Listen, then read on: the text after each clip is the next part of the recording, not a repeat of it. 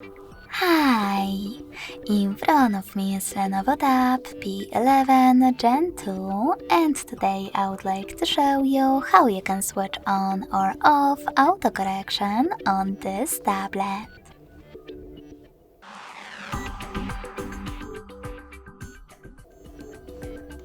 You need to begin by opening Settings. Now scroll all the way down to access System. Then select on-screen keyboard, click on Gbird, and tap on Text Correction.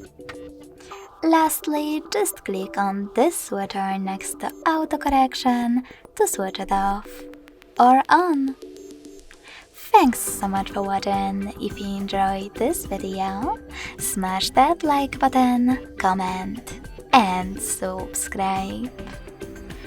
Bye!